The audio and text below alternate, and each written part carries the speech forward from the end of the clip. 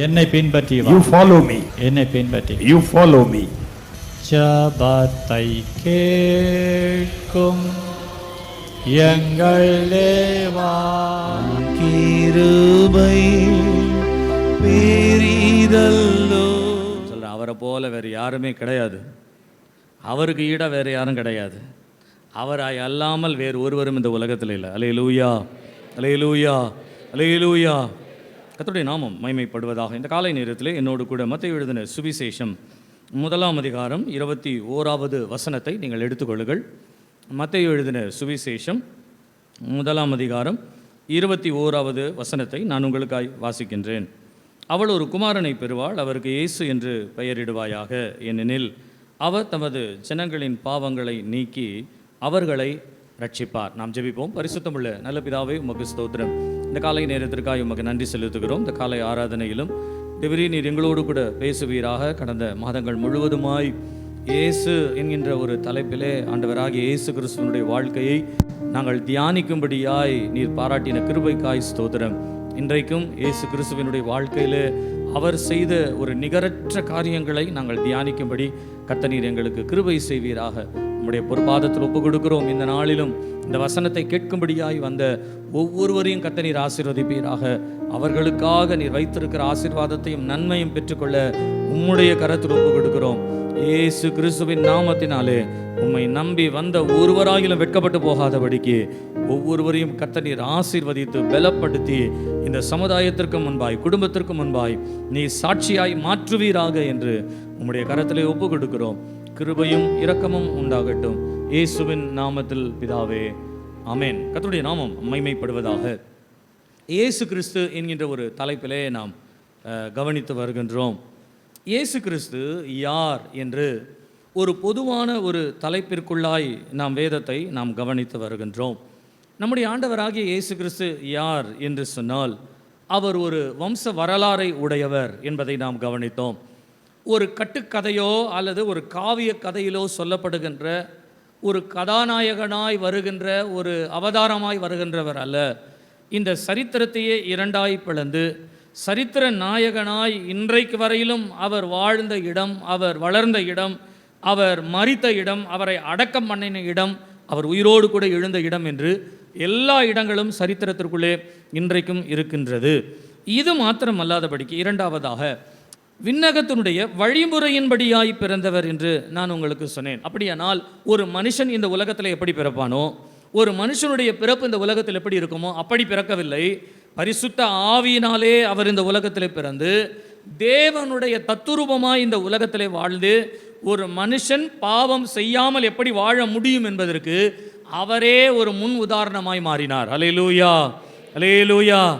நான் சொல்லுகிறேன், இன்றைக்கு அநேகர் இயேசு கிறிஸ்துவை பின்பற்றுவதிலே ஒரு தயக்கம் காட்டுகிறார்கள். என்ன தயக்கம் அப்படின்னு சொன்னால், இயேசு கிறிஸ்துக்கிட்ட வந்தால் இதை செய்யக்கூடாதுன்னாரு, அதையே செய்யக்கூடாது, இதை பண்ணக்கூடாது, அதை பண்ணக்கூடாது. நான் ஒரே ஒரு காரியத்தை மாத்திரம் அன்பாய் சொல்லுகிறேன். நம்முடைய சரீரத்திற்கும் நம்முடைய குடும்பத்திற்கும் நம்முடைய வாழ்க்கைக்கும் எது தீய காரியமோ அதை செய்யாதே என்று சொல்லுவார். நம்முடைய வாழ்க்கைக்கு எது நன்மை உண்டாகுமோ அதை செய்யுங்கள் என்று சொல்லுவார். கரங்களை உயர்த்தி வர அல்லேலூயா சொல்லுங்க. அல்லேலூயா, அல்லேலூயா. அவர் எது நமக்கு உகந்ததோ அதை செய்ய சொல்லுவார். எது நமக்கு உகந்தது இல்லையோ, எதை செய்ய வேண்டாம் என்று அதனால் நமக்கு பிரச்சனை வரும், பாவம் வரும், சாபம் வரும் அல்லது வியாதி வரும் என்று இருக்கிறதோ அவைகளை செய்யாதபடிக்கு நம்மை காத்துக்கொள்ள அவர் சொல்லுகிற வழிமுறை சில நேரங்களிலே உலகத்திலே இருக்கிறவர்களுக்கு கஷ்டமாக இருக்கும். ஆனாலும் கர்த்தர் அவரை பின்பற்றுகிற ஒருவரையும் கைவிட மாட்டார். அவர் முற்றுமுடிய ரட்சிக்க வல்லமை உள்ளவர். அல்லேலூயா, அல்லேலூயா.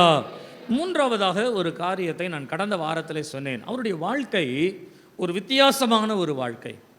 மற்றவர்களை பார்க்கிலும், இந்த உலகத்திலே சொல்லப்படுகின்ற ஜனங்களை பார்க்கிலும், தலைவர்களை பார்க்கிலும், அவதாரங்களை பார்க்கிலும் இயேசு கிறிஸ்துவினுடைய வாழ்க்கை என்பது ஒரு வித்தியாசமான ஒரு வாழ்க்கையாய் இருந்தது.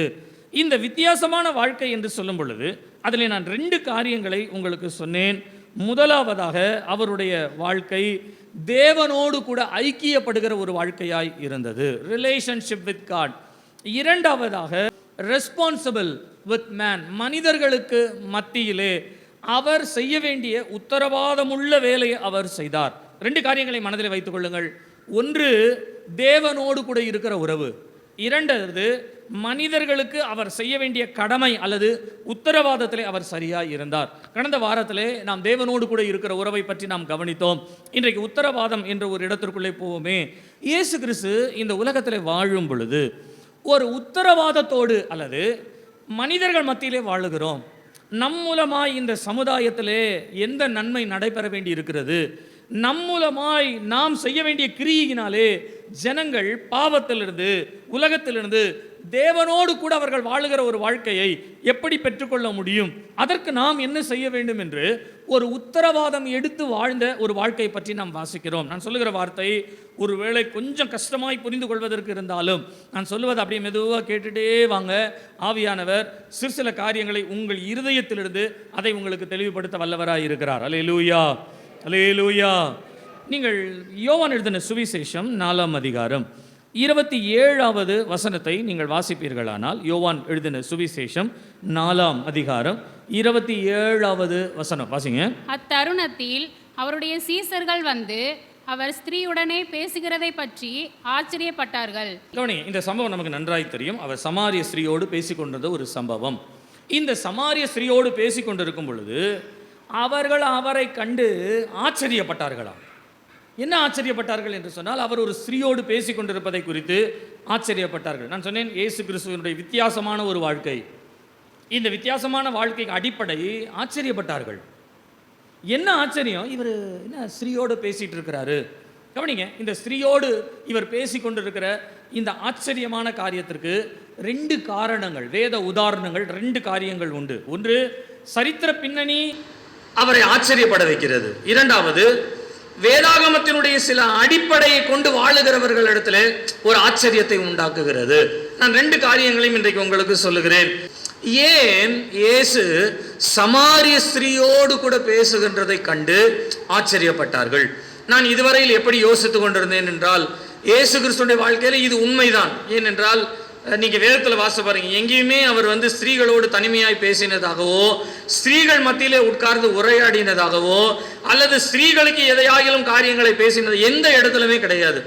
ஒருவேளை அவர் ஒரு பெண்ணிடத்துல தனியா பேசுறாருன்றது ஒரு ஆச்சரியமா இருந்திருக்கலாம் என்பதை நான் யூகித்து வந்தேன். ஆனால் வேதத்திலே இந்த யூகம் இல்லாமல் ஒரு 2 விதமான சூழ்நிலைகள் வேதாகமத்திலே கொடுக்கப்படுகிறது. என்னவென்று சொன்னால், முதலாவது ஒரு சரித்திர பின்னணி அதிலே அடங்குகிறது. ஒரு சரித்திர பின்னணி அதற்குள்ளே வருகிறது. என்ன சரித்திர பின்னணி என்பதை நான் உங்களுக்கு சொல்றேன். என்ன உங்களுக்கு ஏற்கனவே தெரிஞ்சிருந்தா அதை அப்படியே ரெக்கவர் பண்ணிக்கிட்டே வாங்க, அதனோடு அப்படியே பின்பற்றி கொண்டே வாங்க. நான் உங்களுக்கு ஏற்கனவே சொல்லியிருக்கிறேன், சாலமோன் காலத்திலே 2 ராஜ்யங்களாய் பிரிந்தது இஸ்ரவேல் ஜனங்கள். ஒன்று, இஸ்ரவேலர் என்று 10 கோத்திரங்களும், யூதர் என்று 2 கோத்திரங்களும், யூதா பெஞ்சமினும் சேர்ந்து யூதா கோத்திரம் என்று மாறினது. இந்த 10 கோத்திரம் என்று சொல்லப்படுகிறவைகள் வடக்கு ராஜ்யம் என்றும், 2 கோத்திரங்கள் என்று சொல்லப்படுகிற யூதா ராஜ்யம் தெற்கு ராஜ்யமாய் இருந்தது. வடக்கு ராஜ்யத்திலே இஸ்ரவேலுடைய ராஜ்யத்திலே 19 ராஜாக்கள் அவர்களை ஆண்டார்கள் என்றும், தெற்கு பகுதியிலே உள்ள யூதா ராஜ்யத்தை 20 ராஜாக்கள் ஆண்டார்கள் என்றும் நான் உங்களுக்கு சொன்னேன். இதிலே வடக்கு ராஜ்யம் என்று சொல்லப்படுகிற இஸ்ரவேலரை அசீரியர்கள் அடிமைத்தனத்திற்குள்ளாகி அசீரியர்கள் அவர்களை சிதறடித்தார்களாம். அதே போல காலம் வரும் பொழுது பாபிலோனியர் யூதர்களை தங்களுக்கு அடிமைகளாய் கொண்டு போனார்கள் என்பது வேதாகம சரித்திரம். இதுல அசீரியர்கள் இஸ்ரவேலரை கொண்டு போகும் பொழுது ஒரு காரியத்தை அவர்கள் செய்தார்கள். என்ன செய்தாங்க அப்படின்னு சொன்னா, இந்த ஜனங்களை கொண்டு போய் அவர்களை சிதறடிக்கின்ற வேலையை செய்தார்களாம். எப்படி என்று சொன்னால், இப்போ ஒரு இந்திய தேசம் இருக்குன்னு வச்சுக்கிட்டுங்களேன், ஸ்ரீலங்காவில் இருக்கிறவங்க எல்லாரையும் அடிமையா இந்தியர்கள் கொண்டு வராங்க. இப்ப இவங்க கொண்டு வந்த உடனே இவங்க என்ன பண்ணுவாங்களாம், தகப்பனை டெல்லிக்கு அனுப்பிடுவாங்க, தாயை கன்னியாகுமரிக்கு அனுப்பிடுவாங்க, பிள்ளைகளை ஒரு பிள்ளைய பீகாருக்கு அனுப்பிடுவாங்க, இன்னொரு பிள்ளைய ராஜஸ்தானுக்கு அனுப்பிடுவாங்க. இப்படி குடும்பத்தை சிதறடிச்சிருவாங்களாம். ஏன் அப்படின்னா, திரும்ப இவர்கள் ஒன்று சேரக்கூடாது என்பதற்காக, சேர்ந்தால் ராஜ்யமாய் மாறிவிடுவார்கள் என்பதற்காக இவர்களை சிதறடித்தார்களாம். அப்படி சிதறடிக்கும் பொழுது இவங்க திரும்பி எப்போ வருவாங்கன்றது அவங்களுக்கே தெரியாது இல்லைங்களா. ஆகையினாலே சிதறடிக்கப்பட்டவர்கள் என்ன பண்ணாங்களாம், ஆங்காங்கே புறஜாதியாய் இருக்கிறவர்களை திருமணம் செய்து குடும்பங்களாய் மாறிவிட்டார்கள்.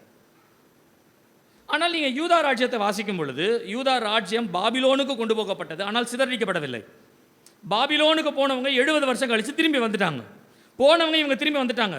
ஆனால் இஸ்ரவேலர் சிதறடிக்கப்பட்டதுனால அங்கங்கே போய் குடும்பமாய் மாறிட்டாங்க. இப்போ மற்ற ஜனங்களோடு இவர்கள் கலந்தபடியினாலே இவர்கள் தீட்டு உள்ளவர்கள் அப்படின்ற ஒரு இடத்துக்கு வந்தாச்சு.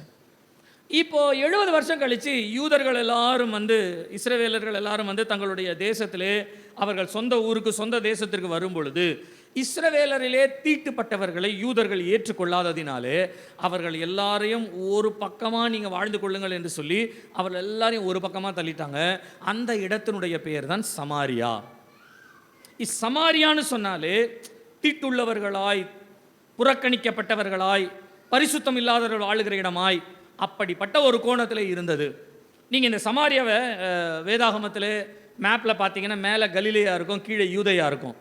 இந்த கலிலேயாவுக்கும் யூதேயாவுக்கும் இடைப்பட்ட இடத்துல தான் சமாரியான்னு இருக்கும்.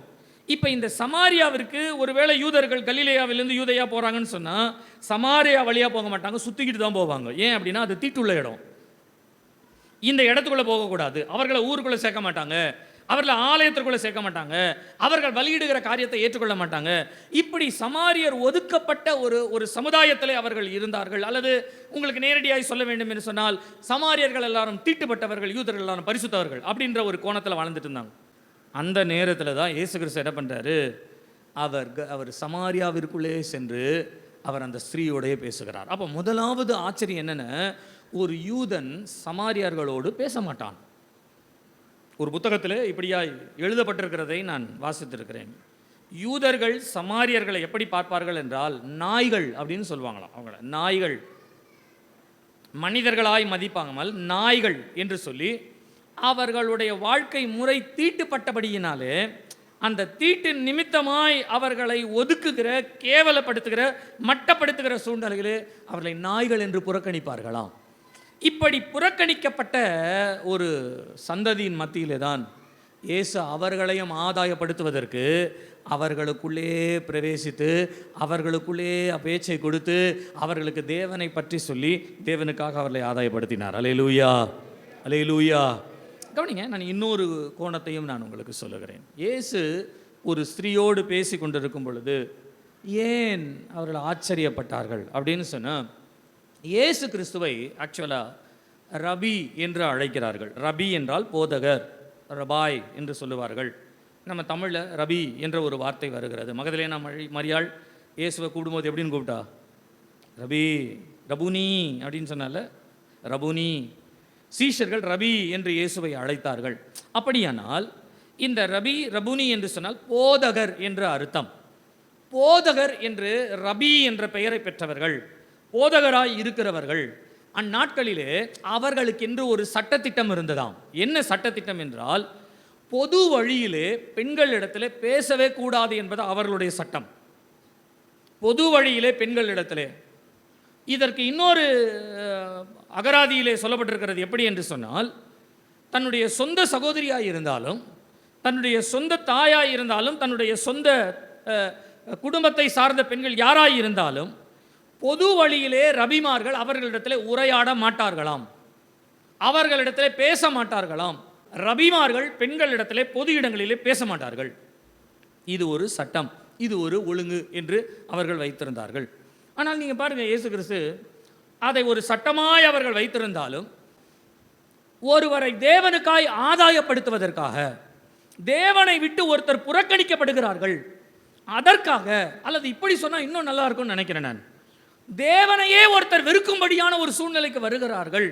ஏனென்றால் மனிதனுடைய கற்பனைகள், மனிதனுடைய செயல்களை வைத்து இந்த ஆண்டவரை எனக்கு வேண்டாம் என்று சொல்லி சமாரியர்கள் தேவனை ஆராதிக்க முடியாதபடியினாலே, யூதர்கள் ஆலயத்தில் அவர்களை சேர்க்க மாட்டார்கள் என்றபடியினாலே அவர்கள் பாவம் செய்கிறவர்களாகவே வாழ்ந்தார்கள். ஏனென்றால் கர்த்தர் தான் எங்களை ஏற்றுக்கொள்ளவில்லையே என்ற ஒரு துணிச்சலான ஒரு சூழ்நிலை வருகிறது.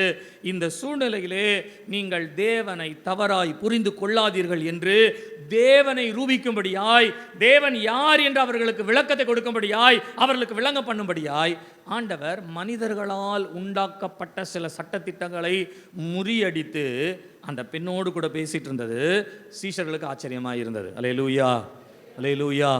ஒரு 2 வருஷம் பைபிள் காலேஜ் போனீங்கன்னா இதெல்லாம் படிக்கலாம். ஒரு 3 வருஷம் பைபிள் காலேஜ் படித்தா இதெல்லாம் கற்றுக் கொடுப்பாங்க.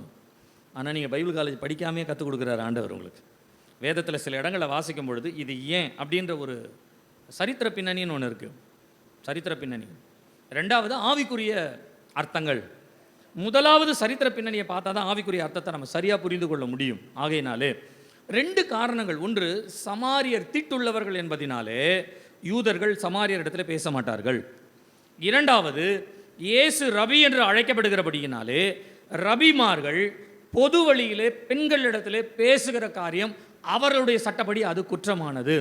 ஆனால் இவர் பேசுகிறார் என்பதை குறித்து அவர்கள் ஆச்சரியப்பட்டார்கள். கவனிக்க, இன்றைக்கு நான் உங்களுக்கு சொல்ல வந்த இயேசு கிறிஸ்துவை பற்றின ஒரு செய்தி என்னவென்றால், நம்முடைய ஆண்டவராகிய இயேசு கிறிஸ்துடைய வாழ்க்கை வித்தியாசமானது. என்ன வித்தியாசமானது என்பதை நீங்கள் கவனிப்பீர்கள் என்று சொன்னால் கர்த்தருடைய நாமம் மகிமைப்படுவதாக. இந்த ஸ்திரீயினிடத்தில் பேசுகிறது ஆச்சரியமாக இருந்ததாம். ஏன் என்று சொன்னால், அவருடைய உள்ளத்திலே இந்த ஸ்திரீ, இந்த ஜனங்கள் தேவனுடைய ஜனங்களாய் மாற வேண்டும் என்பது இயேசுவினுடைய வாஞ்சை. ஆனால் பொதுவாக இருக்கிற யூதர்கள் இவர்கள் தேவனுக்கு தேவையில்லை, இப்படிப்பட்ட தீட்டுள்ளவர்கள் எல்லாம் தேவனுக்கு தேவையில்லை என்று சொல்லி அவர்களை புறக்கணிக்கிறவர்களாய் வாழ்ந்தார்கள்.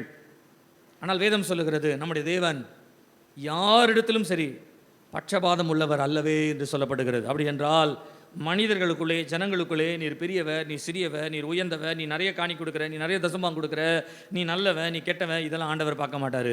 தம்மை நோக்கி கூப்பிடுகிற யாவருக்கும் கர்த்தர் உதவி செய்கிறவராக இருக்கிறார். அல்லேலூயா, அல்லேலூயா, அல்லேலூயா.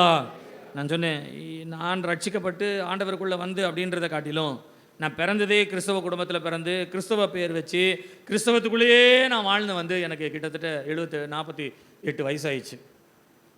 ஆனால் போன வருஷம் ரட்சிக்கப்பட்டு யார் ஆண்டவருக்குள்ளே வராங்களோ, நான் சொல்லுகிறேன், 48 வருஷமாக எனக்கு ஆண்டவரை தெரியலாம். ஆனால் 4 வருஷம் 4 மாதத்துக்கு முன்னால் ரட்சிக்கப்பட்டேன் அப்படின்னு சொன்னாலும் நான் கூப்பிட்டாலும் ஆண்டவர் கேட்பார். 4 மாதத்துக்கு முன்னால் ரட்சிக்கப்பட்டவங்க கூப்பிட்டாலும் ஆண்டவர் கேட்பார். அல்லேலூயா சொல்லுங்கள், அல்லேலூயா. அவரிடத்துல பட்சபாதம் இல்லை. நீங்கள் உபாகமம் 10ஆம் அதிகாரம் 17வது வசனத்தையும், நீங்கள் அப்போஸ்தலர் 10ஆம் அதிகாரம் 34வது வசனத்தையும் நீங்கள் வாசிப்பீர்களானால் இந்த 2 இடங்களிலும் தேவன் பட்சபாதம் பண்ணுகிறவர் அல்ல என்று சொல்லப்படுகிறது. நீங்கள் ரோமர் 2ஆம் அதிகாரம் 11வது வசனத்தை வாசிப்பீர்களானால் தேவனிடத்தில் பட்சபாதம் இல்லை என்று ரோமர் புத்தகத்திலும் சொல்லப்படுகிறது. அதே போல எபேசியர் 6ஆம் அதிகாரம் 9வது வசனத்திலும் அதே வார்த்தை, தேவனிடத்தில் பட்சபாதம் இல்லை என்று சொல்லப்படுகிறது. நீங்கள் கலாத்தியர் 2ஆம் அதிகாரம் 6வது வசனத்தை நீங்கள் வாசிப்பீர்களானால் தேவன் மனுஷரிடத்தில் பட்சபாதம் உள்ளவர் அல்லவே என்ற வார்த்தை வருகிறது. மனுஷரிடத்தில் பட்சபாதம் உள்ளவர் அல்லவே. 1 பேதுரு 1ஆம் அதிகாரம் 17வது வசனம், அவர் பட்சபாதம் இல்லாமல் நியாய தீர்ப்பு செய்கிறவர், நியாயம் செய்கிறவர் என்று பேதுரு எழுதுகிறார். கவனிங்க, நம்முடைய தேவன் பட்சபாதம் உள்ளவர் அல்ல. அவர் ஒருவருக்கு ஒரு மாதிரியும் இன்னொருவருக்கு இன்னொரு மாதிரியும் செய்கிறவர் அல்ல. நீங்கள் இந்த வசனத்திற்கு சரியான ஒரு வார்த்தை வேதத்திலே சொல்ல வேண்டுமானால் 2 வசனங்களை சொல்ல. ஒன்று எபிரேயர் 13ஆம் அதிகாரம் 8வது வசனத்தையும், மற்றொரு வசனம் யாக்கோபு 1ஆம் அதிகாரம் 17வது வசனத்தையும் வாசிப்பீர்களானால் அவர் இடத்திலே யாதொரு வேற்றுமையும் நிழலும் இல்லை என்று யாக்கோபு சொல்லுகிறார். அதே நேரத்தில் நம்முடைய ஆண்டவராகிய இயேசு கிறிஸ்து நேற்றும் இன்றும் என்றும் மாறாதவர் என்று எபிரேயரில் சொல்லப்படுகிறது. அல்லேலூயா, அல்லேலூயா. அப்படியானால் ஆண்டவர் மாறாதவர். நான் சொல்லுகிறேன், ஆபிரகாமுக்கு பழைய ஏற்பாட்டு காலத்திலே தேவன் எப்படி உதவி செய்தாரோ அதே மனதோடு இன்றைக்கும் நமக்கு உதவி செய்ய அவர் வல்லவராய் இருக்கிறார். கரங்களை உயர்த்தி ஒரு அல்லேலூயா சொல்லுங்க. ஈசாக்கை எப்படி 100 தனையாய் பலனை எடுக்கும்படியாய் தேவன் உதவி செய்தாரோ, அவனை ஆசீர்வதித்தாரோ, அதே போல மனரம்மியமாய் நமக்கும் பலன்களை கொடுப்பதற்கு இன்றைக்கும் தேவன் மனதுள்ளவராய் இருக்கிறார். அல்லேலூயா, அல்லேலூயா. யாக்கோபை தேவன் எப்படி பெருக பண்ணினாரோ அதே போல தேவன் இன்றைக்கு உங்களையும் என்னையும் எல்லா தீமையிலிருந்தும் காத்து நம்மை பெருக பண்ணுவதற்கு ஆண்டவருக்கு இன்றைக்கும் மனதுள்ளவராய் இருக்கிறார். அல்லேலூயா, அல்லேலூயா. நான் சொல்லுகிறேன், நம்முடைய தேவன் ஆபிரகாம், ஈசாக்கு, யாக்கோபின் தேவன் என்று இன்றைக்கு நாம் உரிமை பாராட்டுவதற்கு காரணம் என்னவென்று சொன்னால், அவர் யாக்கோபை ஒரு மாதிரியாகவும் இஸ்ரவேலை ஒரு மாதிரியாகவும் இன்றைக்கு நம்மை அப்போஸ்தல கிறிஸ்தவ சபை வேறு மாதிரியாகவும் பார்க்கிறவர் அல்ல. அவர் இடத்திலே யாதொரு வேற்றுமையின் நிழலும் இல்லை. ஒரு கரங்களை உயர்த்தி வர அல்லேலூயா சொல்லுங்க. அல்லேலூயா, அல்லேலூயா. அவர் மாறாதவர். அவரிடத்திலே யாதொரு வேற்றுமையின் நிழலும் இல்லை. தம்மை நோக்கி உண்மையாய் கர்த்தரை நோக்கி கூப்பிடுகிறவர்களுக்கு அவர் உதவி செய்கிறவராய் இருக்கிறார். கரங்களை தட்டி கர்த்தரை சோத்தரிப்போமா? எல்லா கரங்களை தட்டி, நல்ல கரங்களை தட்டி கர்த்தருடைய நாமம் மகிமைப்படுவதாக. நான் இயேசு கிறிஸ்துவனுடைய வாழ்க்கையில் ஒரு உத்தரவாதம் உள்ள, ஒரு கவனம் உள்ள, தான் செய்ய வேண்டும், மற்றவர்கள் அல்ல, தான் அதை செய்ய வேண்டும். ஒரு தகப்பனுக்கு 2 பிள்ளைகள் இருந்தார்களாம். அந்த 2 பிள்ளைகளிலே மூத்த மகனை பார்த்து சொன்னாராம், நீ போய் இன்றைக்கு என்னுடைய வயல்வெளியிலே வேலை செய் என்று சொன்னாராம். அவன், நான் இன்றைக்கு போகவில்லை, எனக்கு வேறொரு வேலை இருக்கிறது என்று சொல்லிவிட்டு அவன் போய்விட்டானாம். அதற்கு பின்பாக இளைய மகனை கூப்பிட்டு சொன்னாராம், நீ போய் இன்றைக்கு என்னுடைய வயலிலே வேலை செய் என்று சொல்லும் பொழுது இளைய மகன் சொன்னாரான், போகிறேன் தகப்பனே என்று சொல்லி அவன் போகிற வழியிலே அவனுடைய சொந்த காரியம் ஞாபகம் வந்ததுனால தகப்பனுடைய வயல்வெளிக்கு போகாம அவன் இஷ்டத்துக்கு போயிட்டானான். ஆனால் மூத்த குமாரன் போகிற வழியில் அவன் மனசில் ஒரு சின்ன ஒரு யோசனை வச்சா, அப்பா நம்ம கிட்ட கேட்டாரு, முதல்ல அந்த காரியம் என்னன்னு பார்த்துட்டு வருவோம், அதுக்கப்புறம் நம்ம காரியத்தை பார்ப்போம் என்று சொல்லி அவனுடைய மனதில் தகப்பனுடைய காரியம் என்கின்ற ஒரு உத்தரவாதம் எப்படி வந்ததோ அதே போல இயேசு கிறிஸ்துடைய வாழ்க்கை எப்படி என்று சொன்னால், பிதாவோடு யார் சேரக்கூடாதபடிக்கு தடை செய்யப்பட்ட தடைகள் இருக்கிறதோ இந்த தடைகளை தகர்த்து இவர்களை தேவனோடு இணைக்க வேண்டும். நாம் எப்படி தேவனை அறிந்தோமோ அதே போல ஜனங்கள் தேவனை அறிய வேண்டும். நாம் எப்படி தேவனோடு பேசுகிறோமோ அதே போல ஜனங்களும் தேவனோடு இடைப்பட வேண்டும் என்பது தேவன் ஒரு மத்தியஸ்தராய், அல்லது இயேசு கிறிஸ்து நமக்கு ஒரு மத்தியஸ்தராய் இருந்து நம்மையும் ஆண்டவரையும் இணைக்க, நம்மையும் பரலோகத்தையும் இணைக்கிற ஒரு பாலமாய் மாறினார். அல்லேலூயா, அல்லேலூயா. கவனிங்க, நம்ம ஆண்டவரிடத்தில் சேர முடியாதுங்க. ஏன் அப்படின்னா நம்முடைய குணம், நம்முடைய சுபாவம், நம்முடைய வாழ்க்கை முறையெல்லாம் அப்படி இருக்கு. ஆனால் இயேசு கிறிஸ்துவின் மூலமாய் இயேசு கிறிஸ்துவை நம்முடைய உரிமையாய் கொண்டு அவரை ஆராதிக்கிற ஒவ்வொருவரும் சொல்லுகிறேன், அவர்கள் தேவனுடைய சமூகத்தை அடைவதற்கு இயேசு கிறிஸ்து ஒரு நல்ல வழியை ஏற்படுத்தி சொன்னார், நானே வழியும் சத்தியமும் ஜீவனுமாய் இருக்கிறேன். அல்லேலூயா, அல்லேலூயா. பிதாவானவரை நாம் அடைவதற்கு சத்தியம் வேண்டும் என்றால் இயேசுவினுடைய வாழ்க்கை தான் நமக்கு சத்தியம். பிதாவானவரை அடைவதற்கு, பரலோகத்தை அடைவதற்கு நமக்கு வழி வேண்டுமானால் இயேசு கிறிஸ்து தான் வழி. பிதாவானவரை அடைவதற்கு நமக்குள்ளே ஒரு நித்திய ஜீவன் வேண்டும் என்றால் இயேசு சொன்னார், நானே ஜீவனுமாய் இருக்கிறேன். அல்லேலூயா. என்னை இல்லாமல் பிதாவினிடத்திலே ஒருவரும் சேர முடியாது. அப்படியானால் இயேசு ஒரு உத்தரவாதத்தை தன்னுடைய வாழ்க்கையில் எடுத்தார். யார் பிதாவை அடைய முடியாமல் இருக்கிறார்களோ, யார் பிதாவினிடத்தில் சேர முடியாமல் இருக்கிறார்களோ அவர்களை நான் கொண்டு போய் சேர்க்க வேண்டும். சமாரியர்கள் தேவனையும் தேவனுடைய ஆலயத்திலும் தேவனை ஆராதிக்கிற ஆராதனையிலும் ஒரு காலமும் உள்ளே வர முடியாது என்று காணப்படுகிற சூழ்நிலையிலே நான் சொல்லுகிறேனே, நீங்கள் அந்த யோவான் 4ஆம் அதிகாரத்துடைய 41, 42 வசனத்தை வாசித்து பாருங்களேன். அந்த சமாரியர் எல்லாரும் வந்து இயேசுனுடைய வசனங்களை கேட்கிறார்கள். கேட்டுட்டு அவங்க சொல்கிறாங்க, இந்த ஸ்திரீ எங்களுக்கு சொன்ன சாட்சியின் நிமித்தமாக நாங்கள் இயேசு கிறிஸ்துவை விசுவாசிக்கவில்லை, நாங்கள் அவருடைய வார்த்தையை நேரடியாய் கேட்டபடியினாலே நாங்கள் இயேசுவை இரட்சகர் என்பதை நாங்கள் விசுவாசிக்கிறோம். அல்லேலூயா, அல்லேலூயா. நல்லா கவனிங்க, ஆண்டவருடைய வார்த்தையை கேட்காம ஒருவர் பரலோகத்திற்கு போக முடியாது. ஆண்டவருடைய வார்த்தை இல்லாமல் ஒருவருக்கு நித்திய ஜீவன் கிடைக்காது. ஆண்டவருடைய வார்த்தை இல்லாமல் ஒருத்தருக்கு வழி கிடைக்காது. ஆண்டவருடைய வார்த்தை இல்லாமல் ஒருவர் சத்தியத்தின் பாதையை அறிய முடியாது. நான் சொல்லுகிறேன், இவை எல்லாம் இயேசு கிறிஸ்துவுக்குள்ளாய் அடங்கி இருக்கிறது. அந்த அடக்கத்தை இயேசு நமக்கு கொடுத்திருக்கிறார். அவருடைய ஜீவனை நமக்கு கொடுத்திருக்கிறார். அவருடைய ஜீவியத்தை நமக்கு கொடுத்திருக்கிறார். அவருடைய ஆவியை நமக்கு கொடுத்திருக்கிறார். ஏன் என்று சொன்னால், ஆண்டவர் சொல்ல, நான் எந்த உத்தரவாதத்தோடு இந்த உலகத்தில் வாழ்ந்தனோ, என் வாழ்க்கை எப்படி ஒரு வித்தியாசமான வாழ்க்கையாக இருந்ததோ அதே போல நீங்களும் உங்களுடைய வாழ்க்கையை இந்த உலகத்தில் வித்தியாசமான வாழ்க்கையாய் வாழ்ந்து பிதாவை அடைய வேண்டும். பிதாவின் இடத்திலே அநேகரை கொண்டு போய் சேர்க்கிறவர்களாய் மாற வேண்டும். அல்லேலூயா, அல்லேலூயா. கர்த்தருடைய நாமம் மகிமைப்படுவதாக. கவனிங்க, நான் இன்றைக்கு ஒரு முக்கியமான ஒரே ஒரு பகுதியை மாத்திரம் இன்றைக்கு நான் உங்களுக்கு சொல்லி, இன்றைக்கு நாம் திருவிருந்து இருக்கிறபடியினாலே திருவிருந்துக்கு ஏற்ற இந்த வசனத்தினுடைய சிந்தையோடு கூட நாம் திருவிருந்து எடுக்கலாம். நீங்கள் என்னோடு கூட மார்க் எழுதின சுவிசேஷம் 7ஆம் அதிகாரம் 8வது வசனத்திலிருந்து 11வது வசனம் வரையிலும் நீங்கள் வாசிப்பீர்களானால், அந்த இடத்துல ஆண்டவர் 8வது வசனத்திலே நான் நினைக்கிறேன் ஆரம்பிக்கும் பொழுது ஒரு வசனத்தை, ஒரு வார்த்தையை பரிசேயரிடத்திலே சதுசேயரிடத்திலே அவர் பேசுகின்றார்.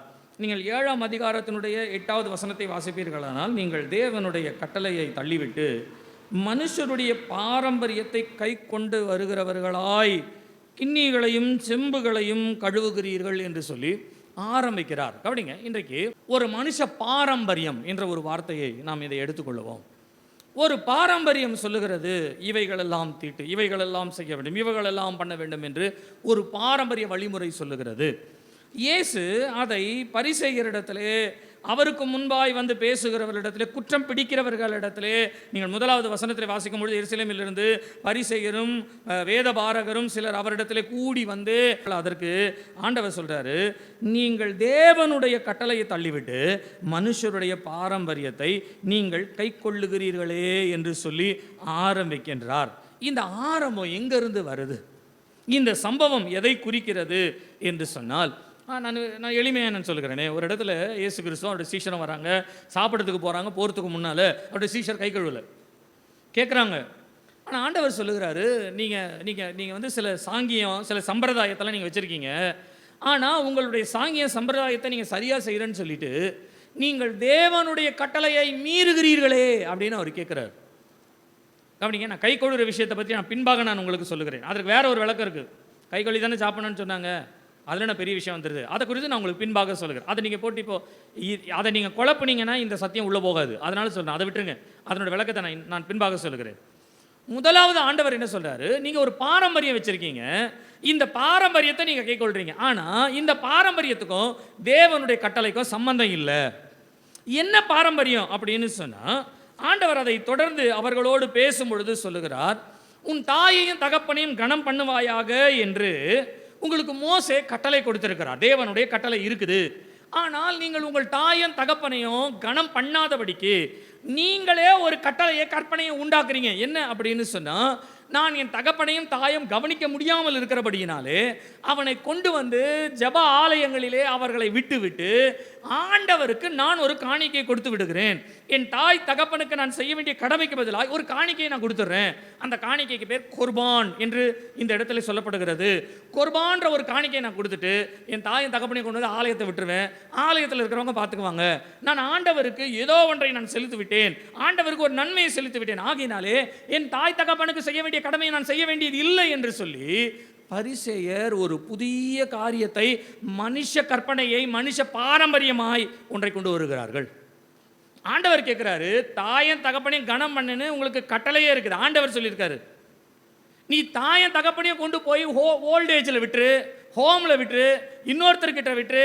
எங்கள் அப்பா பார்க்க முடியாது, எங்கள் அம்மா பார்க்க முடியாது, நான் காசு கொடுத்து பார்க்குறேன், நான் பணம் கொடுத்து பார்த்துக்கிறேன், என் மனசாட்சிக்கு நான் வந்து ஏதோ ஒரு பணத்தை செலுத்தி ஏதோ அவர்களுக்கு தேவையானதை கொடுத்து நான் அவர்களை காப்பாற்றி விடுகிறேன் அல்லவா அப்படின்னு சொல்லி உங்கள் மனசுக்குள்ளே நீங்கள் ஒரு கற்பனை வச்சுக்கிறீங்க.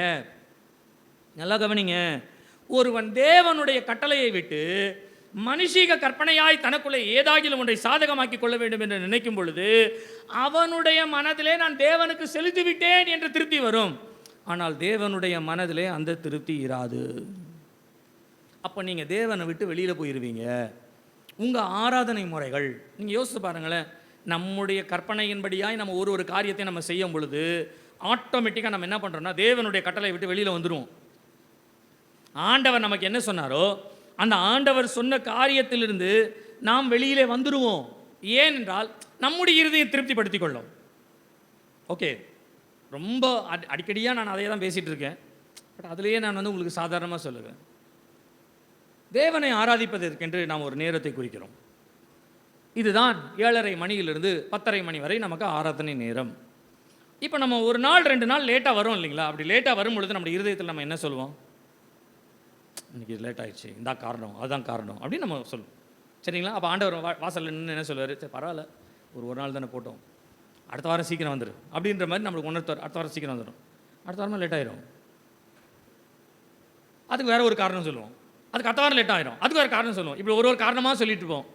கடைசியில் நம்ம வந்து ஆண்டவரா அல்லது யாராவது ஒருத்தருக்கு இல்லை பாஸ்டரே வந்து கேட்குறேன், என்னம்மா நீ வாரம் லேட்டாக வரையே என்ன அப்படின்னு கேட்ட உடனே தங்களோட மனசில் என்ன சொல்லுவாங்கன்னா சொல்லிக்குவாங்க, வெளியே சொல்ல மாட்டாங்க, என் கஷ்டம் எனக்கு தான் தெரியும், ஆண்டவருக்கு தெரியாது, ஆண்டவரே அதை கவனிக்கிறாரா என்னன்னு தெரியல. கடைசியில் இது எங்கே வந்துடும் தெரியுங்களா?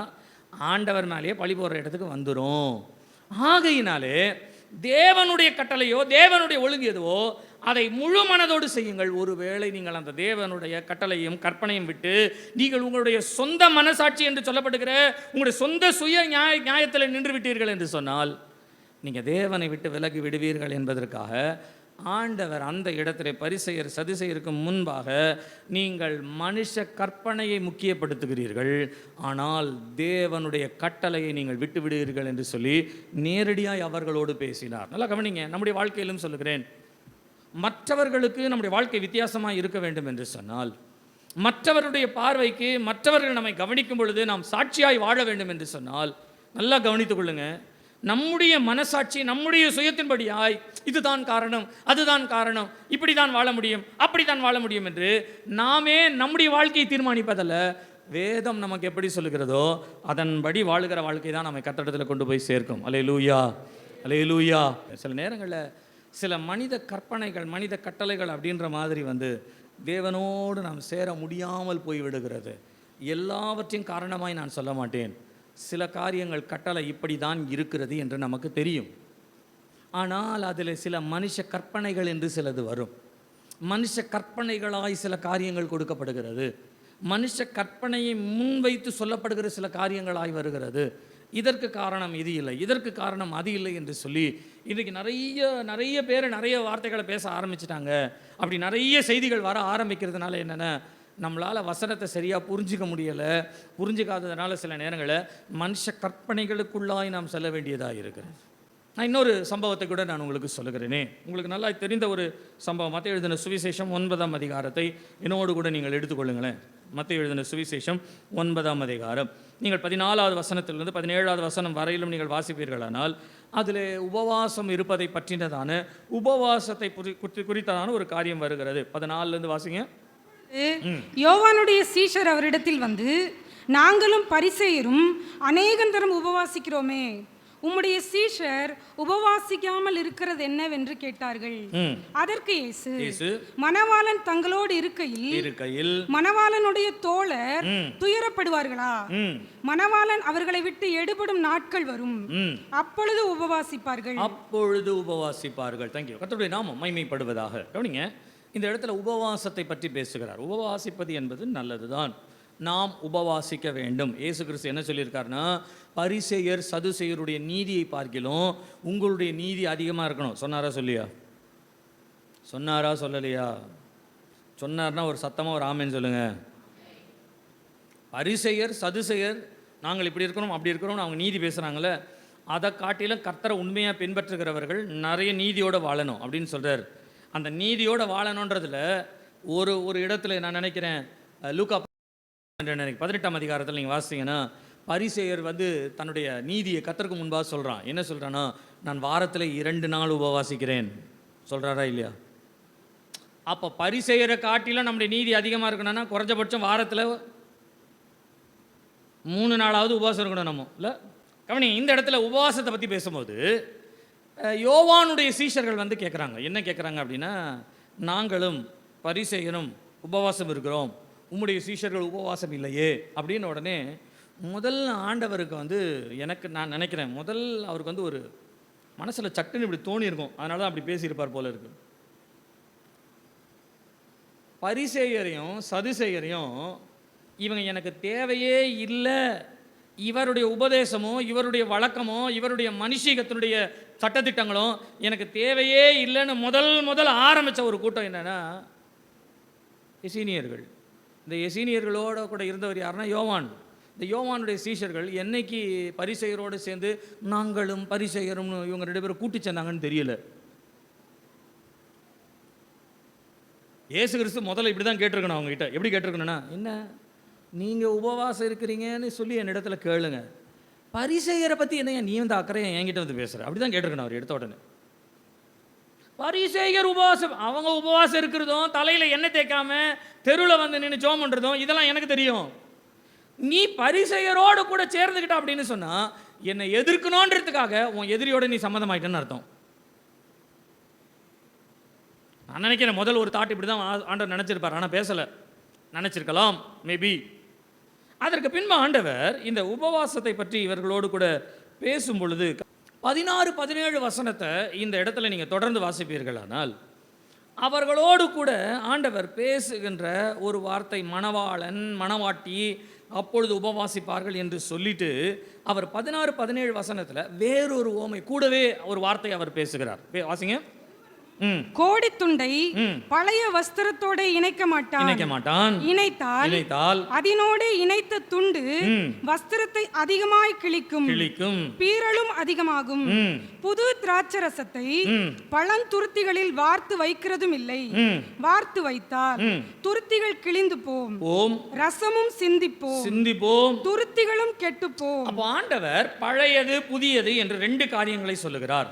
இந்த புதியதை கொண்டு வந்து பழையதோடு நீங்கள் இணைப்பீர்கள் என்று சொன்னால், அதாவது பழையது என்று சொல்லப்படுகிறது பரிசேயருடைய சட்டத்திட்டங்களை பற்றி ஆண்டவர் பேசுகிறார். புதியது என்று சொல்லப்படுவது யோவானுடைய சீஷர்களையும் தன்னுடைய சீஷர்களையும் சொல்லுகிறார்.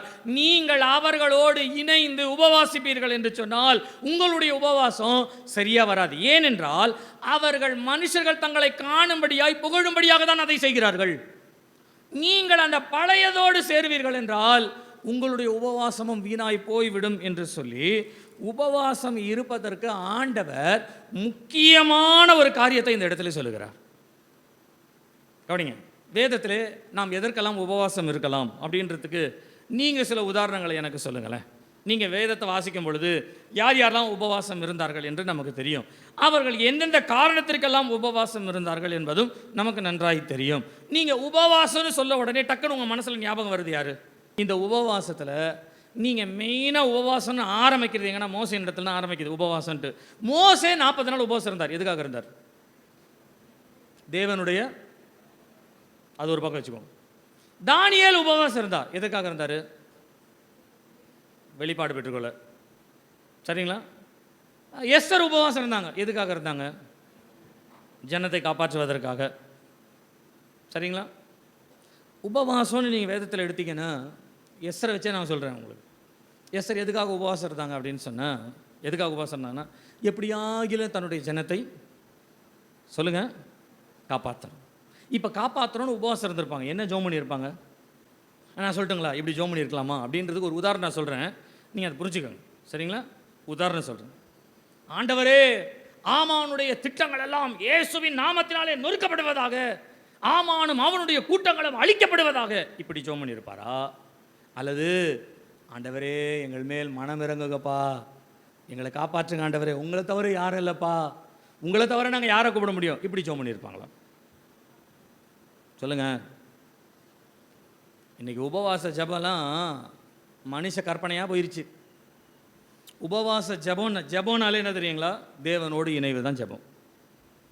உபவாச ஜபம்னா என்ன தெரியுங்களா? உலகத்தில் இருக்கிறத எல்லாத்தையும் விட்டுறேன், ஆண்டவர் காலை மாத்திரம் பிடிச்சிக்கிறேன், அதான் உபவாச ஜபம்.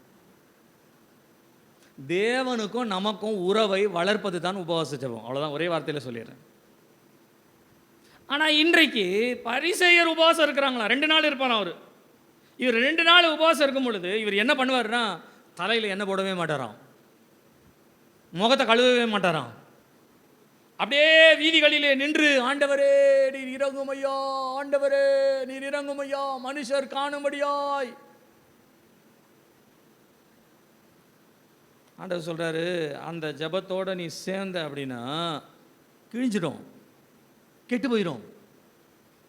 உனக்கு உன்னுடைய வாழ்க்கையில், நமக்கு நம்முடைய வாழ்க்கையில் தேவனோடு கூட இணைவதற்கு, தேவனோடு கூட சேருவதற்கு, தேவனோடு கூட நம்முடைய அன்பை உறவை வளர்த்து கொள்வதற்கு எந்த சான்ஸ் கிடைக்கும் அப்படின்னு சொல்லி தேவ சமூகத்தில் உட்காருதான் உபவாசம்.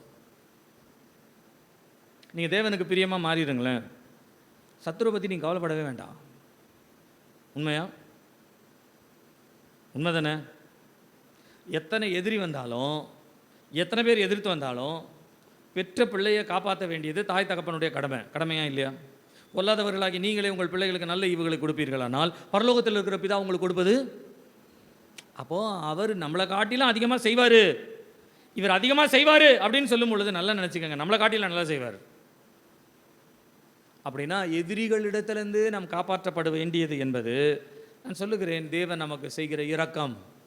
ஆனால் அந்த இரக்கத்தை பெற்றுக்கொள்வதற்கு முதலாவது ஆண்டவருடைய பாதத்தை தேடுறதுக்கு பாருங்க, அதுதான் உபவாசம்.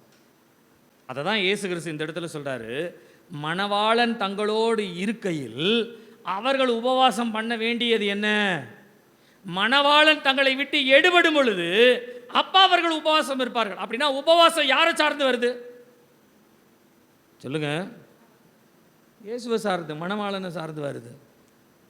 ஒரு 40 நாள் உபவாசம் போடுவோம், எல்லா பிசாசும் ஓடி போயிடும். ஒரு 21 நாள் உபவாசத்தில் நிற்போம், எல்லா கட்டுகளும் அறுது போயிடும். ஒரு நாள் ஆண்டவர் சமூகத்தில் உபவாசம் போடுவோம், சாத்தாலாம் ஓடுறானா இல்லையா பாரு அப்படின்னு சொல்லி நீங்கள் சாத்தான் ஓடுறதுக்காக உபவாசம் இருக்கிறத விட்டுட்டு தேவனை உங்களிடத்தில் சேர்த்துக்கொள்றதுக்காக உபவாசம் இருங்க. நான் உங்களுக்கு முன்ன ஒரு உதாரணம் சொன்னது ஞாபகம் இருக்கான்னு நினைக்கிறேன், அடிக்கடி நான் சொல்லியிருக்கேன். அப்போஸ்தலர் கிறிஸ்தவ சபையினுடைய ஆரம்பத்தில் சுந்தரையா நடத்தி கொண்டிருந்த காலங்களில் ஒரு சகோதரி சபைக்கு கொஞ்ச நாள் வரலை. 1 வாரம் ஆச்சு, 2 வாரம் ஆச்சு, ஆள் வரவே இல்லையே, என்னன்னு தெரியலையே அப்படின்னு சொல்லி அவர் நேராக வீட்டுக்கு, அப்போ ஃபோன் கால் மற்றதெல்லாம் எதுவும் இல்லை இல்லைங்களா, அதனால் நேராக அவர் வீட்டுக்கு போயிட்டார். அப்படி வீட்டுக்கு போகும்பொழுது அந்த வீட்டில் கதவை தட்டின உடனே ஒரு சின்ன பையன் வந்தானா. சின்ன பையன் வந்து பார்த்துட்டு ஓடி போய் உள்ள அவங்க அம்மா கிட்ட சொன்னானா, பாஸ்டர் வந்திருக்கிறாரு அப்படின்னானா. பாஸ்டர் வந்திருக்கிறாருன்னு உடனே அந்த அம்மா, ஐயா உள்ளே வாங்கய்யா அப்படின்ட்டாங்களாம். அவர் ஸ்தோத்திரமா அப்படின்னாரு. உடனே உள்ளே வாங்கய்யா, உட்காருங்கய்யா அப்படின்னு சொல்லிட்டு அந்த அம்மா உள்ளேருந்து ரொம்ப பெட்ரூம்லேருந்து ரொம்ப மெதுவாக கஷ்டப்பட்டு அப்படியே வியாதியில் இருக்கிற மாதிரி எழுந்து வராங்க. அப்போது சுந்தரையா கேட்டால், என்னம்மா உடம்பு சரியில்லையா? நீங்கள் உடம்பு சரியில்லைன்னா என்கிட்ட சொல்லியிருந்தேன், நான் வந்திருப்பேனே உங்களுக்கு ஜோம் பண்ணு, என்ன உடம்பு ஏதாவது சரியில்லையான்னு கேட்ட உடனே அவன் சொன்னான், அதெல்லாம் ஒன்றும் இல்லையா, நான் நல்லா தான் இருக்கேன். நல்லா தான் இருக்கேன்னா நடந்து வரும்போதே இவ்வளோ கஷ்டமாக வரீங்களேம்மா, என்ன விஷயம் அப்படின்னு கேட்டாரான். அப்போ அந்த அம்மா சொன்னாங்களாம், நான் இங்கே பக்கத்தில் ஒரு ஜெபக்கூட்டத்துக்கு போயிருந்தேன்.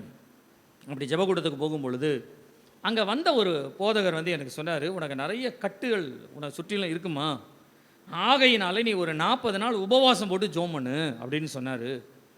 நான் அதை யோசிச்சுட்டே இருந்தேன். எங்கள் சொந்த ஊர் நாகர்கோயில் இருக்குது, நாகர்கோயில் என் சொந்தக்கார வீட்டுக்கு போனேன். அங்கே போன உடனே அங்கேயும் ஒருத்தர் வந்து ஜெபத்துக்கு வந்திருந்தார். ஜெபம் பண்ணும்போது சொன்னார், உனக்கு நிறைய கட்டுகள் இருக்குது, அந்த கட்டுகளெல்லாம் போகணுன்றதுக்காக நீ ஒரு 40 நாள் உபவாசம் போட்டு ஜெபம் பண்ணுமா அப்படின்னு சொன்னார். அப்போ 2 பேர் 3 பேர் சொல்கிறாங்களேன்றதுனால நான் ஒரு 40 நாள் உபவாசம் இருக்கலாம்னு சொல்லி உபவாசம் இருந்துட்டேன். 38 நாள் ஆயிடுச்சியா, இன்றைக்கி 39வது நாள், நாளைக்கு 40வது நாளோட முடிஞ்சிடும் அப்படின்ட்டு சொன்னாங்களாம். அப்போ சுந்தரையா கேட்டாரா, 38 நாள் ஜெபம் பண்ணியம்மா பிசாசு போயிடுச்சான்னு கேட்டாராம், கட்டுகள் அறந்துடுச்சான்னு கேட்டாராம். 38 நாளும் ஜெபம் பண்ண, என்ன ஜெபம் பண்ண? கட்டுகள் உடையட்டும், கட்டுகள் அவிழட்டும், கட்டுகள் போகட்டும், கட்டுகள் மாறட்டும், இதுதான் ஜெபம் பண்ணியிருப்பேன். உன்னை எந்த பிசாசு கட்டி வச்சிருக்கிறானோ அந்த பிசாசனுடைய கட்டுகளெல்லாம் அவிழ்ந்து போகத்தக்கதாய் உடைக்கிறேன், சிதைக்கிறேன், அப்படி தான் ஜெபம் பண்ணியிருப்பேன். 38 நாள் பண்ணியே போயிருச்சா அப்படின்னு கேட்டாராம். அந்த அம்மாவுக்கு என்ன பதில் சொல்கிறதுனே தெரியலை. போயிடுச்சுன்னு சொல்கிறதா, போகலைன்னு சொல்கிறதா, ஒன்றுமே புரியலை. அப்போ அந்த அம்மா கேட்டாங்களாம், ஐயா நீங்கள் என்ன சொல்ல வரீங்கன்றது எனக்கு தெரியலை அப்படின்னு. உடனே சுந்தரையா சொன்னாராம், ஏம்மா 38 நாள் உட்காந்து ஒரு பிசாசை துரத்துறதுக்கு பதிலாக ஒரே ஒரு நாள் உட்கார்ந்து, ஆண்டவரே நீர் என்னுடைய குடும்பத்தில் என் வாழ்க்கையில் நீர் வாரம்னு கூப்பிட்டுருந்தா நிறைவானது வரும்பொழுது குறைவானது ஒளிந்து போகும்னு வசனம் சொல்லுதேமான்னாராம். நீங்கள் யோசிச்சு பாருங்கள், இன்றைக்கு வாழ்க்கை அப்படி தான் இருக்குது, இன்னைக்கு வாழ்க்கையினுடைய முறைகள் அப்படி தான் இருக்குது. தேவையில்லாத மனிதர்களால் ஏற்படுத்தப்பட்ட கற்பனைகள், கட்டளைகள். நான் கட்டு கூட சொல்கிறேனே, உனக்கு நிறைய கட்டு இருக்குதுமா அப்படின்னு சொன்ன யாரோ ஒரு போதகர் என்னென்ன கட்டு இருக்குதுன்னு சொல்ல வேண்டியதானே, என்னென்ன கட்டு இருக்குதுன்னு சொல்ல வேண்டியதானே, எப்படிலாம் கட்டுகள் இருக்குதுன்னு சொல்ல வேண்டியதானே. நான் நினைக்கிறேன் ஒருவேளை அந்த போதகர்களுக்கு இவருடைய வாழ்க்கை குறித்ததான ஒரு வெளிச்சம் கிடைச்சிருக்கலாம். கட்டுகள் இருக்குதுன்னு சொல்லியிருக்கலாம். இருக்குதுன்ற ஒரு காரியத்தை அவர்கள் அறிந்து கொண்ட உடனே நான் யோசிக்கிறேன், இப்போ நான் நினைக்கிறேன், இப்போ நான் சொல்கிற காரியம் உங்களை புரிந்து கொள்ளுங்க, நான் உங்களை குழப்பல, புரிந்து கொள்ளுங்க. நான் இங்கே கோயில்பட்டிக்கு வந்த ஆரம்பத்தில், பழைய பிரேயர் ஹவுஸில் ஆரம்ப நாட்களில் மார்ச் மாதத்தில் 2008 நான் வரும் பொழுது சரியான மழை டைமில் அப்போ இஸ்ரேல் வந்து 3 மாதம் குழந்தை. அவன் பாஸ்டம்மா குழந்தைய பக்கத்தில் போட்டுட்டு அவங்க படுத்துட்டு இருக்காங்க. அவங்களுக்கு இந்த பக்கத்தில் எங்கள் அம்மா, என்னுடைய சகோதரி ஒருத்தவங்க வந்தாங்க, நாங்கள் எதிர் பக்கத்தில் படுத்துட்டு இருக்கோம். பாஸ்டம்மா சொன்னாங்க, நீங்கள் மெதுவாக எழுந்து கொஞ்சம் லைட்டை போடுங்களேன் அப்படின்னாங்க. மெதுவாக எழுந்து அப்படி லைட்டை போட்டால் இவ்வளோ பெரிய பூரான் இஸ்ரேல் இப்படி படுத்துட்டு இருக்கிறான். அவனுடைய கண்ணத்துக்கு பக்கத்தில் இப்படி நிற்கிது கரெக்டாக. இதை பார்த்துட்டாங்க, என்கிட்டயும் லைட்டை போட்டுட்டாங்க, போட்டாச்சு. இப்போ இதை எடுக்கணும், எப்படி எடுக்கிறது நான் சொல்லட்டுமா? மெதுவாக இஸ்ரேலில் தட்டி 3 மாத குழந்தை எழுந்து பூரா இருக்குது, ஒரு நாள் உபவாசம் போட்டு ஜோம் பண்ணு, பூரா போயிடும். ஆவிக்குரிய வாழ்க்கையில் குழந்தைங்க தானே எல்லாருமே. am I right? நான் சொல்றது கரெக்டுங்களா? ஆவிக்குரிய வாழ்க்கையில் குழந்தைங்க தான் எல்லாரும். தெரியாது, கட்டுன்னு சொல்லியாச்சு. என்ன கட்டு அது? கட்டுனா என்ன? முதல்ல என்ன கட்டப்பட்டிருக்கு? எந்த சூழ்நிலை கட்டப்பட்டிருக்கு? அதுக்கு நீங்கள் என்ன காரியம் செய்யணும்? நீங்கள் செய்ய வேண்டிய முறைகள் என்ன? போய் உபவாசம் இருங்க அப்படின்னா கட்டு போட்டோம் அப்படின்னு நான் ஜோம் பண்ண முடியும்? என்ன கட்டுன்னு சொல்லுங்க. வேதத்தில் அதற்கு என்ன முறைகள் இருக்கு? வேதத்தின்படி அது எப்படி வெளியில் போகும்? இதுக்காக தானே போதகர் இருக்காங்க, இதுக்காக தானே வசனத்தை போதிக்கிறோம். அப்படியானால் எழுந்து மெதுவாக லைட்டாக போடுங்கன்னு சொன்னவங்க அந்த பூரானை எப்படி தள்ளணுன்றதுக்காக மெதுவாக பார்த்து டக்குனா தட்டி விட்டாங்க. அதை அவனையும் கடிக்கக்கூடாது, எங்களையும் கடிக்கக்கூடாது. ரெண்டாவது தப்பிச்சு ஓடக்கூடாது, எப்படியா இல்லை அதை கொண்டுடணும், இல்லைன்னா திரும்பி வரும். அப்போ இத்தனை சிந்தையை மனதில் வச்சு யாருக்கு கட்டு இருக்குதுன்னு தெரிஞ்சதோ, பூரா இருக்குதுன்னு தெரிஞ்சதோ அவங்க தான் செய்யணும். பூரா இருக்குன்னு உட்காந்து இருக்க முடியுமா? கட்டு இருக்குன்னு. எனக்கு ஒரு ஆவிக்குரிய தெளிவுக்கு வாங்க. உங்களுக்கு கட்டுகள் உண்டு என்பதிலே சந்தேகம் இல்லை. ஆனால் என்ன கட்டுன்னு உங்களுக்கு தெரியணும். அதற்கு தான் வேதம் இருக்கிறது, அதற்கு தான் தேவ சமூகம் இருக்கிறது. நான் சொல்லுகிறேன், அவருடைய சமூகத்தில் உட்காந்து அப்பான்னு அவருடைய முகத்தையே பாருங்களேன், முகத்தை பாருங்களேன். உங்களை சுற்றிக்கிட்டு இருக்கிற எந்த பாம்பாக இருந்தாலும் பூரணாக இருந்தாலும் அப்படியே மெதுவாக கலண்டு வெளியில் போகிறத உங்கள் கண்களே காண, அந்நிய கண்கள் அல்ல.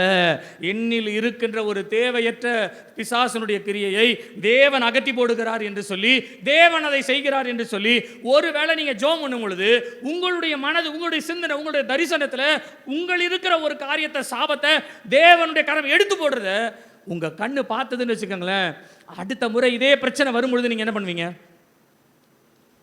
சொல்லுங்க, என்ன பண்ணுவீங்க? இப்ப அடுத்த முறை ஒரு கட்டு வருதுன்னு அந்த அம்மாவுக்கு தெரிஞ்சா என்ன பண்ணுவாங்கன்னா, நாகர்கோயிலுக்கு போவாங்க, இல்ல யார் சொன்னாங்களோ அந்த பாஸ்டர் கிட்ட போவாங்க. ஆனா தேவ சமூகத்தில் உட்கார்ந்து ஜெபிக்கும் பொழுது நம்முடைய காரியங்களை தேவ நம்மிலிருந்து எடுத்து போகிறத நம்முடைய இருதயம் அதை வாஞ்சித்து பெற்றுக்கொள்ளும் என்று சொன்னால், அடுத்த முறை எந்த பிசாசு வந்து நின்னாலும் நேரம் நம்ம எங்க போய் நிற்போம் தெரியுங்களா? இங்கே நிப்போன்றது பிசாசுக்கும் தெரியும், எந்த கட்டாக இருந்தாலும் அதுக்கும் தெரியும். நான் சொல்கிறேன், அந்த கட்டுகள் இனி திரும்பி வராது. ஆமேன் சொல்லுங்க, ஆமேன் சொல்லுங்க. இந்த கிருபையை தான் கர்த்தர் சபைக்கு கொடுக்கும்படியாய் கிறிஸ்துவின் மூலமாய் தம்முடைய வித்தியாசப்பட்ட வாழ்க்கையில் நமக்கு போதிக்கிறார். நான் திரும்பமாய் சொல்லுகிறேன், தேவன் சில நேரங்களிலே, சில சூழ்நிலைகளிலே சிலரை நம்முடைய வாழ்க்கையில் பயன்படுத்தலாம், சந்தோஷம். சிலரை கொண்டு நம்முடைய வாழ்க்கையில் ஆண்டவர் கிரியை செய்யலாம், சந்தோஷம். சிலர் மூலமாய் தேவனுடைய கிருபைகள், கிரியைகள் நம்மை நடக்கலாம், சந்தோஷம். அவர்களுக்கு நாம் நன்றியாக இருப்போம், அவர்களுக்காக நாம் ஜெபிப்போம், அவருடைய ஊழியங்கள் வளரட்டும். ஆனால் அவங்க கிட்ட போனாதான் எனக்கு விடுதலையாக நினைக்கிறது மனுஷ கற்பனை, மனுஷீகம். போன தடவை காய்ச்சல் இருக்கும் பொழுது என்னன்னே தெரில, அவர் வந்தார், ஜோமனா சரியாச்சு. இந்த தடவை என்ன பண்ணோம், காய்ச்சல் வந்த உடனே கூப்பிடுங்க, அவரையே கூப்பிடுங்க. ஏன் அப்படின்னு சொன்னால், நமக்கு இந்த குலதெய்வம் கோயிலுக்கு போய் ரொம்ப பழக்கமாகிடுச்சு. ஆரம்பத்தில் ஏதாவது ஒன்று நமக்கு தெரிஞ்சிச்சுன்னா உடனே அதே. அதுக்கு அடுத்தது அதுலேருந்து வெளியில் வந்த உடனே ஃபேமிலி டாக்டர்னு ஒருத்தர் இருக்கிறார் நமக்கு, இல்லை? ஏதாவது வயிற்று வலி, வாய் வாந்தி வேதி வந்துச்சுன்னா உடனே தேடு அப்படின்னு ஃபேமிலி டாக்டர். அவரை பார்த்தா தான் நமக்கு தெரியாகும். எனக்கு தெரிஞ்சு ஒரு தாய் ஒருத்தங்க இருந்தாங்க, வயசான தாயார், ஒரு வியாதியும் இருக்காது அவங்களுக்கு. ஆனால் ஏதோ வலிக்குது, தலை வலிக்குது, கை வலிக்குது, கால் வலிக்குது, ஏதாவது ஒன்று சொல்லிக்கிட்டே இருப்பாங்கண்ணா. உடனே அவங்கள ஆஸ்பத்திரி கூட்டின்னு போனோம். ரெகுலராக அவங்களுக்குன்னு ஒருத்தர் இருக்கிறார் டாக்டர், ரெகுலராக ஒருத்தர் இருக்கிறார்.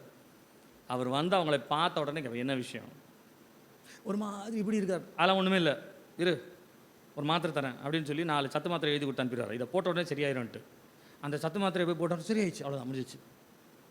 மனுஷ கற்பனை. இதை தான் ஆண்டவர் சொல்கிறார், நீங்களாம் ஆவிக்குரிய வாழ்க்கையில் கற்பனை பண்ணிக்காதீங்க.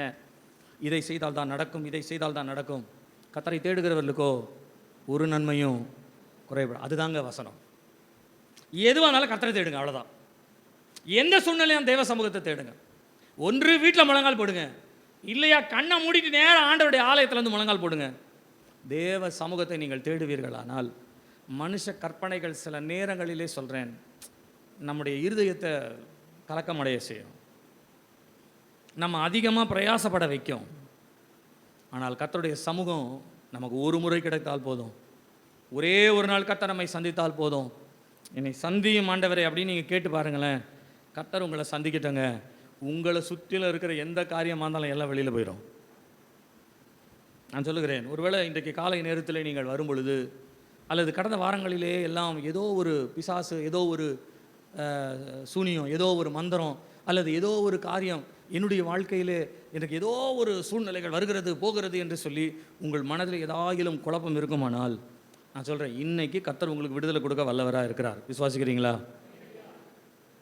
ஒன்று பிசாசாக இருக்கட்டும், இல்லை வியாதியாக இருக்கட்டும், அல்லது ஏதோ ஒரு கிரியையாக இருக்கட்டும், சரிங்களா? ஏதோ என் வீட்டில் நடந்துக்கிட்டே இருக்கிற மாதிரி சத்தம் கேட்குது, ஜல்லு ஜல்லு ஜல்லு இல்லை ஜல்லுன்னு சத்தம் கேட்குது அப்படின்னா கேட்கட்டும், விடுங்க, அதனால ஒன்றும் இல்லை. நீங்கள் ஜல்லு ஜல்லுன்னு கேட்குறது மோகினியா ராகினியான்லாம் அலசாதிக்கும். இல்லை இந்த சத்தம் ஜல் ஜல்லுன்னு கேட்குறது நல்லா இருக்குது, நம்ம போட்ட கொலுசை கொட்டியும் இது நல்லா இருக்குது, எந்த கடையில் வாங்கியிருப்பாங்க அப்படின்னு அது வந்தாலே கேட்கலாம் அப்படிலாம் யோசிக்காதீங்க, சரிங்களா? அது மோகினியாக இருக்கட்டும், ராகினியாக இருக்கட்டும், அது ஏதாவது இருந்துட்டு போட்டோம், ஏதோ ஒன்று நம்மளை டிஸ்டர்ப் பண்ணுது. தட்ஸ் ஆல், டிஸ்டர்ப் பண்ணுது. நான் சொல்கிறேன், கர்த்தருடைய பாதத்தில் உட்காருங்க, டிஸ்டர்பன்ஸ் போயிடும். அப்பான்னு கூப்பிடுங்க, போயிடும். ஏசப்பான்னு கூப்பிடுங்க, போயிடும். இதுக்காக நீங்கள் சென்னை வரைக்கும் பஸ் எடுத்துகிட்டு போய் அங்கே இருக்கிற ஒருத்தரை பார்த்து அங்கே அவர் முழங்கால் போட்ட உடனே அவர் நல்ல அபிஷேகத்தில் நிறைஞ்சு உங்களுக்கு நடத்துகிற உடனே சரியாயிரும். நான் சொல்கிறேன், அவருக்கான கிருபை இருக்கட்டும், கர்த்தர் அவரை உபயோகப்படுத்தட்டும். ஆனால் உலகத்தில் இருக்கிறவரை பார்க்கலாம் எனக்குள்ள இருக்கிறவர். இப்போ நான் உங்களை கேட்குறேன், கர்த்தர் உங்களுக்குள்ள இருக்காரா இல்லையா? இருக்காரா இல்லையா? நல்லா ஆமென் சத்தமாக சொல்லுங்கள். அப்படின்னா உங்களை பிடிச்ச பீடை எதுவாக இருந்தாலும் சரி, இன்னையோடு அது போயிடணும். என்னைய பிடிச்சி என்னைய வாட்டுது, என்னைய வதக்குது, எனக்கு வேதனை கொடுக்குது, என்னைய நிம்மதியாக இருக்க விட மாட்டேங்குது, எந்த காரியமாக இருந்தாலும் நான் அதையும் தாண்டி சொல்லுகிறேன். வியாதியாக இருந்தாலும் அதையும் தாண்டி சொல்லுகிறேன். கடன் பிரச்சனையாக இருந்தாலும், குடும்ப சமாதான குறைவாக இருந்தாலும், குடும்பத்திற்குள்ளே ஏதோ ஒரு காரியம் எங்களுக்குள்ளே சமாதானம் இல்லாமல் நாங்கள் இருக்கிறோம் என்று நீங்கள் எந்த காரியத்தை பற்றி பேசினாலும் சரி, தேவ சமூகம் நமக்கு விடுதலை கொடுக்க வல்லமை உள்ளதாக இருக்கிறது. அல்லேலூயா, அல்லேலூயா, அல்லேலூயா. அந்த சமூகத்தை நாம் தேட போகிறோம். அந்த சமூகம் நம்மை விடுதலை ஆன உடனே ஒரு விடுதலையோடு கூட நம்ம திருவிருந்து எடுத்துகிட்டு போகிறோம். எல்லாம் முழங்கால் படிடுவோமா? எல்லாம் முழங்கால் படிடுவோம். மணி கரெக்டாக 10 தான் ஆகுது. 10:15 வரைக்கும் நான் ஜெபம் பண்ண போகிறேன். 10:30 மணிக்கு நான் முடிக்கிறதுக்கு அழகாக உங்களுக்கு அதற்குள்ளாக திருவிருந்து கொடுத்து நம்ம முடிச்சிட போகிறோம். திருவிருந்து கொடுத்து முடிச்சிட போகிறோம்.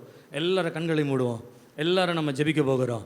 எல்லாம் ஜெபிக்க போகிறோம். கடகடன் டக்குன்னு சொன்ன உடனே முழங்கால் போட்டுடணும். லேட் பண்ணாதீங்க. முழங்கால் போட முடியல, எழுந்து நின்று கொள்ளுங்க. அதனால் தவறில்லை. இன்னைக்கு ஏதோ ஒரு காரியம் உங்களுக்குள்ளே குழப்பிட்டு இருக்கீங்க, ஒரே குழப்பமாக இருக்குது, இதனால் சமாதானம் இல்லை, குடும்பத்தில் சமாதானம் இல்லை. என் மனசில் ஏதோ ஒன்று வச்சுருக்கிறேன், ஆனால் என் குடும்பத்தில் சமாதானமாக இருக்க முடியலை.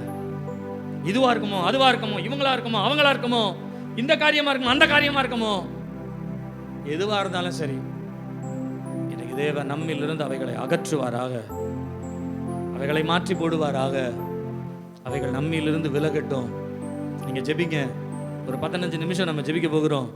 முழங்கால் போட முடியலன்னா அப்படியே ஆட்டோமேட்டிக்காக எழுந்துட்டு இருக்கும். அதனால ஒரு தப்பு கிடையாது. முழங்காலும் போட முடியல, எலும்பியே நிற்க முடியலன்ற ஒரு சங்கடம் உங்களுக்கு இருக்கும். ஆனால் பரவாயில்ல, கர்த்தர் அறிவார் அந்த பலவீனத்தை. ஒன்று செய்யுங்க, கண்ணை மூடிக்கங்க. உங்களை வேதனைப்படுத்துகிற எந்த காரியமாக இருந்தாலும் அப்படியே அதை மனதில் அப்படியே அந்த மனதில் வெம்பி நிற்பாங்கன்னு சொல்லி கேள்விப்பட்டிருக்கீங்களா? அப்படியே வெம்பி பேசுவாங்க. அதை பேச முடியாமல் பேசுவாங்க. ஒரு புருஷனால் கைவிடப்பட்டு, புருஷனால் துரத்தப்பட்டு, அடித்து துரத்தப்பட்டு, அந்த பிள்ளை தெருவெல்லாம் அழுதுகிட்டு ஓடி தன் தகப்பனிடத்தில் பாதத்தில் விழும் பொழுது அவளால் சொல்லவே முடியாது, வெம்பி அழுவா, தெரியுங்களா? அதை போல் இருதயத்தில் ஒரு பாடத்தோடு தேவ சமூகத்தோட முகத்தை பாருங்கள். நீங்கள் அவர் முகத்தை பாருங்களேன், அவர் உங்கள் முகத்தை பார்ப்பார். 2 பேரும் பார்த்தாலே போதும். அவர் நம்முடைய முகத்தை பார்த்தா போதும். ஆண்டவரே என்று கூப்பிடுகிற, ஆண்டவரே என்று அழைக்கிற, ஆண்டவரே என்று அவரை நோக்கி பார்க்கிற, அவருடைய சமூகத்தை நோக்கி கூப்பிடுகிற, அவருடைய சமூகத்தை வேண்டுகிற, வாஞ்சிக்கிற, விரும்புகிற ஒரு ஏக்கத்தோடு வந்திருக்கிறப்பா, ஒரு ஏக்கத்தோடு வந்திருக்கிறப்பா, தாகமா வந்திருக்கிறப்பா. உங்க காரியத்தை கர்த்தரிடத்துல சொல்லுங்க, உங்க வேதனையை கர்த்தரிடத்துல சொல்லுங்க. எத்தனை வருஷம் இதே வேதனையோடு இருப்பீங்க? எத்தனை வருஷம் இதே பாரத்தோடு போவீங்க? எத்தனை வருஷம் இதே காரியத்தை வச்சு நீங்கள் மனசில் குழப்பிக்கிட்டே நிற்பீங்க? அது இன்னைக்கு உங்களை விட்டு வெளியில் போகட்டும். வேற ஒரு பிரச்சனை இந்த உலகத்தில் வந்தால் வரட்டும், அதையும் தாண்டுவோம். ஆனால் இந்த பிரச்சனை எத்தனை நாளாக என் மனதை வேதனைப்படுத்துது ஆண்டவரே. கொஞ்சம் நாள் போச்சுன்னா இன்னும் என் ஆவிக்குரிய வாழ்க்கையை போயிடும் போல இருக்கு. நான் ஆண்டவரை விட்டே வெளியில போயிடுற அளவுக்கு என்னை ரொம்ப வேதனைப்படுத்துகிற ஒரு காரியம்.